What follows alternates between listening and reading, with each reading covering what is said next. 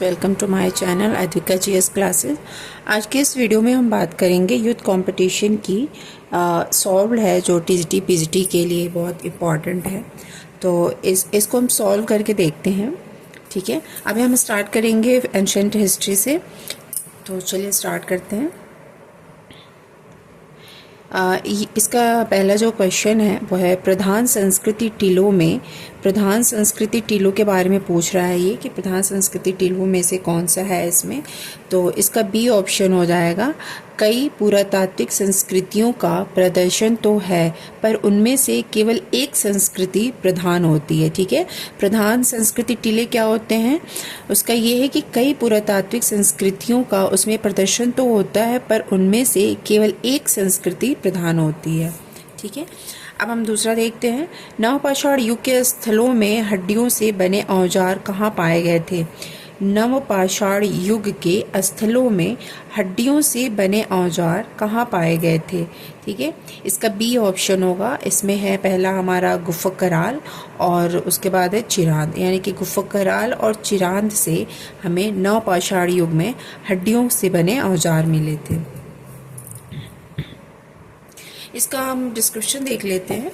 इतिहास का विभाजन प्रागैतिहासिक, आद्य ऐतिहासिक तथा ऐतिहासिक काल 3 भागों में किया गया था। प्रागैतिहासिक काल की परिधि में नवपाषाण कालीन सभ्यता आती है। नवपाषाण कालीन निम्न स्थलों से हड्डियों से बने औजार मिले थे जिनमें गुफा कराल और चिरांद प्रमुख है। ठीक है, गुफा कराल कहाँ है, यह स्थल कश्मीर प्रांत में स्थित है। उसकी खुदाई 1981 ईस्वी में A.K. शर्मा ने करवाई थी और यहाँ से भेड़, बकरी आदि जानवरों की हड्डियाँ तथा उनके बने उपकरण प्राप्त हुए हैं, जैसे हड्डी की बनी सुइयाँ, यहाँ के उपकरण ट्रैप, पत्थर पर बनी कुल्हाड़ी, बंसुली, खुरपी, छेनी, कुदाल आदि है। ठीक है, चिरांद कहाँ से था, चिरांद मध्य गंगा घाटी स्थल पर महत्वपूर्ण नवपाषाणिक स्थल चिरांद बिहार के छपरा जिले में स्थित है। यहाँ के उपकरणों में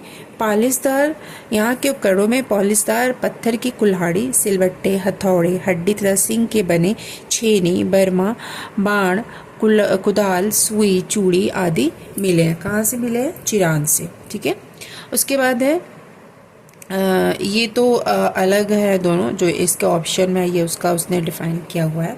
अब हम नेक्स्ट क्वेश्चन देखते हैं। ये कथन है जिसमें ये पूछ रहे हैं, एक पहला कथन है कि फावड़ा और हंसिया छोटे शस्त्र एवं घोड़ों के लौह उपकरण महापाषाण युग के स्थलों से मिले हैं। ठीक है, ये कथन है एक है। कथन 2 क्या कह रहा है कि मास्की और नागार्जुन कुंड महापाषाण युग के स्थल है। अब इसे पूछ रहा है कि उपरोक्त कथन के आलोक में नीचे दिए गए विकल्पों में से सही उत्तर का चयन करें। इसका सही उत्तर इसका दोनों सही होगा। ठीक है, पहला भी और दूसरा भी। पहला, फावड़ा और हंसिया छोटे शस्त्र एवं घोड़ों के लौह उपकरण महापाषाण युग के स्थलों से मिले थे, ये भी सही है। ठीक है, इसका दूसरा है मास्की और नागार्जुन कुंड महापाषाण युग के स्थल है, इसका दोनों सही है। अब हम नेक्स्ट देखते हैं। इसमें से ताम्रपाषाण युग का कौन सा स्थल राजस्थान से मिला हुआ है। ठीक है, ताम्रपाषाण युग का कौन सा स्थल राजस्थान से मिला हुआ है। इसमें है गणेश्वर, ताम्रपाषाण का है गणेश्वर।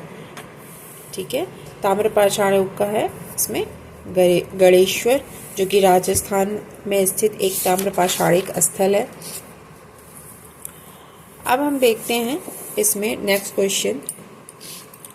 मध्य पाषाण काल के पाषाण उपकरण बने थे।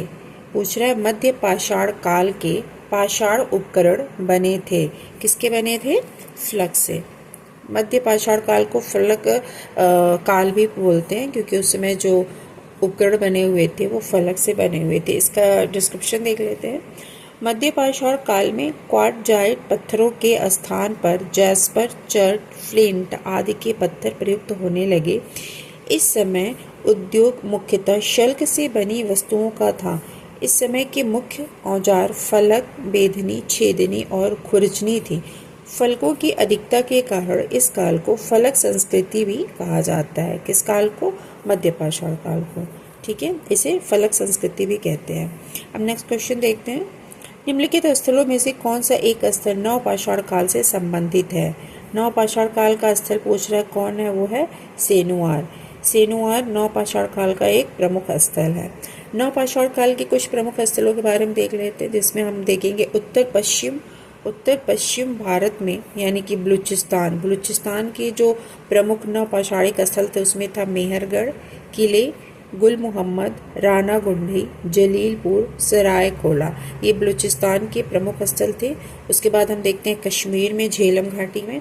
कश्मीर के झेलम घाटी में हमारा बुर्ज होम और गुफकराल है। गुफकराल जहाँ से हड्डियों के बने उपकरण मिले थे और बुर्ज होम जहाँ से घोड़े का अस्थिपंजर मिला है। ठीक है, इसके बाद हम देखते हैं उत्तरी भारत का हम देखेंगे कुलडीवा इंपॉर्टेंट है, जहाँ से हमें कृषि के साक्ष्य मिलते हैं, यानी कि कृषि में चावल का साक्ष्य में कुलडीवा से मिलता है। ये नवपाषाणिक स्थल है। उसके बाद हम देखेंगे महगढ़ा भी इम्पॉर्टेंट है। उसके बाद चिरांद है, सेनुआर बिहार में है और चिरांद बिहार में है। सेनुआर और चिरांद दोनों बिहार में हैं। कुलडीवा और महगढ़ा दोनों उत्तर प्रदेश में हैं।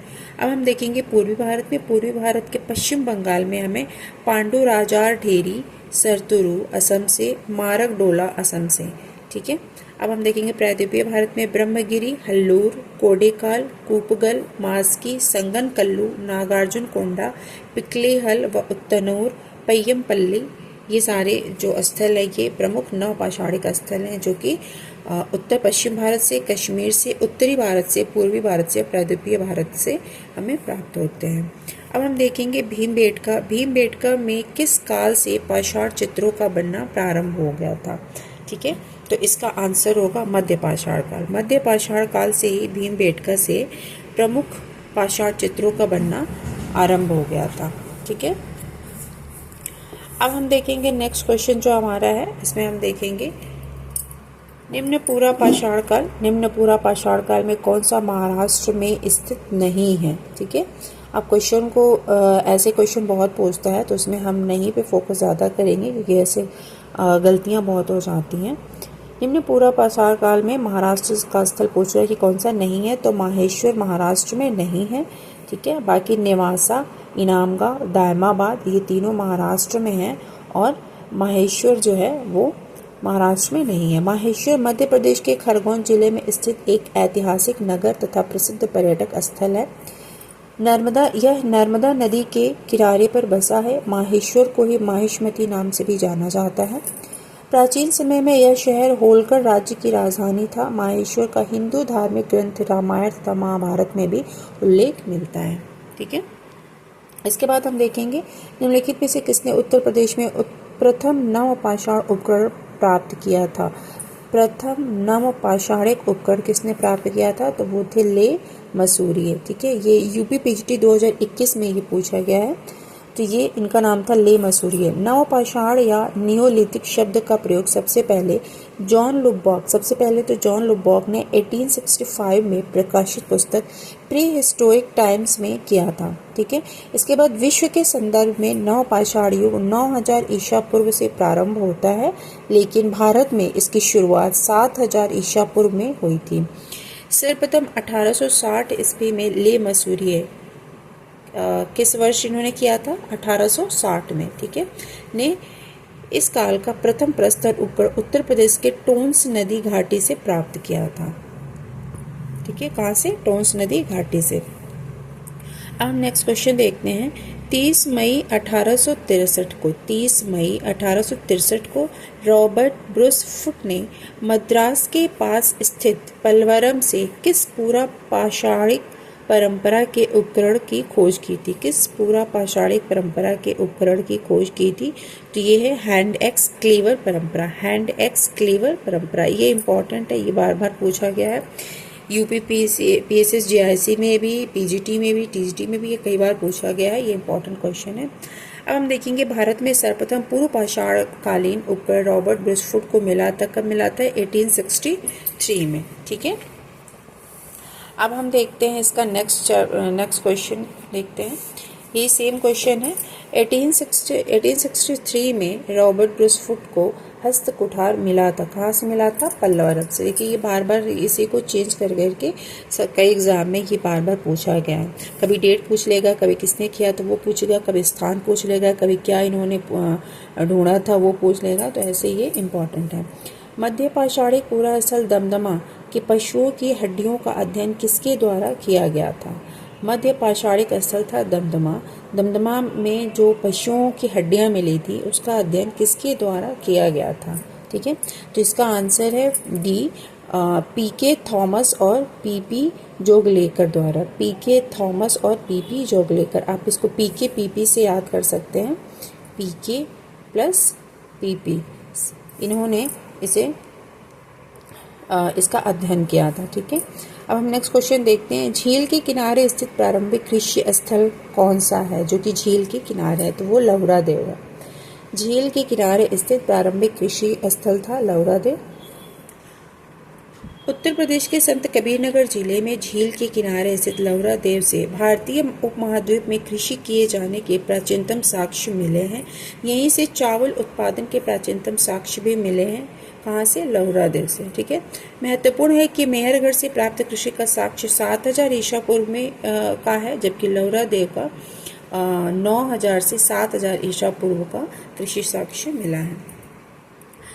अब इसमें निम्नलिखित में से कौन से दो उत्खनित अशुलियन स्थल हैं? दो उत्खनित अशुलियन स्थल कौन से हैं? इसका ऑप्शन होगा सी, जिसमें हमारा है पहला और चौथा। तो पहला कौन सा है? चिरकी निवासों, और चौथा है हुसंगी। ठीक है, ये उत्खनित अशुलियन स्थल हैं। चिरकी निवासों और हुसंगी उत्खनित अशुलियन स्थल हैं। अशुलियन उपकरणों में हैंडेक्स, क्लेवर, स्क्रैपर आदि आते हैं, जो ज़्यादातर दक्षिण भारत और दक्कन में पाए गए थे। महाराष्ट्र में स्थित चिरकी निवासा नामक स्थल से निम्न पूरा पाषाण काल की प्राचीनतम तिथि ज्ञात हुई। कर्नाटक में स्थित हुसंगी के तट से औजार निर्माण केंद्र के अवशेष भी मिले हैं। ठीक है, निम्नलिखित स्थलों के सांस्कृतिक अनुक्रम को कालानुक्रम के अनुसार व्यवस्थित करें। ये स्थल है जिसे हमें काल क्रम के अनुसार इसे व्यवस्थित करना है। तो चलिए देखते हैं सबसे पहले इसमें कौन सा आएगा। सबसे पहले इसका आंसर होगा ए। इसमें कह रहा है 2, 4, 1, 3। तो 2 है हमारा बीरभानपुर। ठीक है, 2 कौन सा है? पहले होगा हमारा बीरभानपुर। उसके बाद है चौथा है हमारा गुफकराल। ठीक है, उसके बाद है पहला है हमारा आहाड़। उसके बाद है हमारा तीसरा है श्रावस्ती।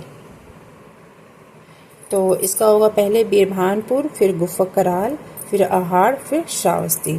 ठीक है, अब नेक्स्ट क्वेश्चन देखते हैं। निम्नलिखित में से किस संस्कृति में मृतक के निचले पैर को दफनाने से पूर्व काट दिया जाता था? तो ये तो जौहरी संस्कृति थी, आप लोग जानते होंगे। ये जौहरी संस्कृति थी जिसमें मृतक को जब दफनाते थे तो उनके पैर के निचला हिस्सा वो काट देते थे। ठीक है, जौहरी ताम्र पाषाण संस्कृति में मृतक के निचले पैर को दफनाने से पूर्व काट दिया जाता था। जौहरी संस्कृति का विस्तार पश्चिमी महाराष्ट्र में था। दायमाबाद, जौहरी, निवासा, इनामगांव, चंदौली, बहाल, प्रकाश आदि प्रमुख जौहरी संस्कृति के स्थल हैं। जौहरी संस्कृति यद्यपि ग्रामीण थी, किंतु इसकी कई बस्तियां जैसे दायमाबाद और इनामगांव नगरीय अवस्था तक पहुंच गई थी। इनामगांव से वृत्ताकार झोपड़ियों के साक्ष्य मिले हैं। ठीक है, निम्नलिखित मानव समूह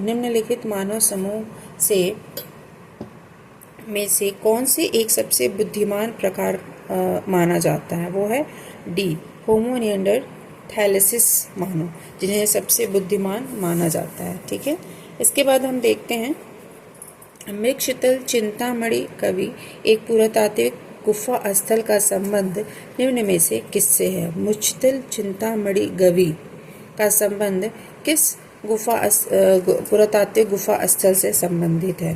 तो इसका आंसर होगा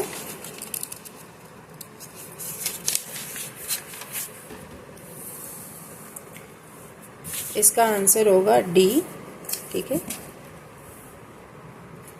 इसका आंसर होगा सी, मुच्छतल चिंतामणि गवि पुरातात्विक गुफा स्थल आंध्र प्रदेश में स्थित एक उच्च पूरा पाषाणकालीन स्थल है। एक क्या है? उच्च पूरा पाषाणकालीन स्थल है। ठीक है, जहाँ से हड्डी सिंग से बने औजार सर्वाधिक संख्या में मिले हैं। आंध्र प्रदेश के अन्य उच्च पूरा पाषाणिक स्थल रेनीगुंटा, बेटमचेला, बेमूला, कर्नूल आदि हैं। कर्नूल के विलासूर ग्राम गुफा से भारत में प्राचीनतम चूल्हे का अवशेष प्राप्त हुआ है। कर्नूल गुफा में से मानव अस्तित्व तथा अग्नि के चिन्ह प्राप्त होते हैं। ठीक है, अब हम देखते हैं नेक्स्ट क्वेश्चन। निम्नलिखित पूरा पाषाणिक स्थलों को तिथि क्रमानुसार व्यवस्थित कीजिए। तिथि के अनुसार इसे व्यवस्थित करना है, तो इसका जो आंसर होगा वो बी होगा। इसको हम क्रम से देख लेते हैं। इसमें है सबसे पहले 2, यानी कि अतिरंपक्कम। उसके बाद है तीसरा ईशामपुर। उसके बाद है चौथा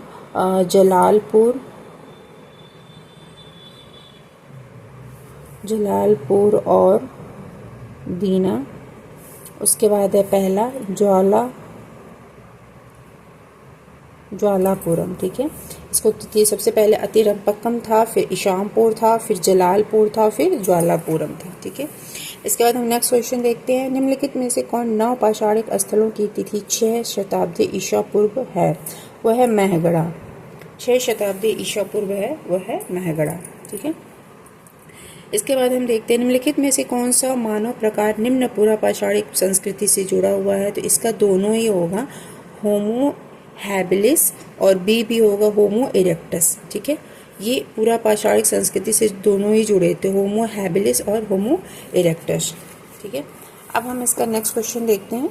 मध्य पाषाण कालीन उपकरणों के निर्माण में निम्न तकनीकों में से कौन सी पद्धति प्रयोग में नहीं ली जाती थी? कौन सी पद्धति प्रयोग में नहीं ली जाती थी, ये नहीं पूछ रहा है। ठीक है, तो इसमें दबाव तकनीक तो था, दबाव तकनीक भी था, घात प्रतिघात तकनीक भी था, फ्रूटिंग तकनीक भी था, घर्षण तकनीक इसमें नहीं था, तो यही गलत हो जाएगा। ठीक है, इसका डी ऑप्शन गलत हो जाएगा, जो नहीं था।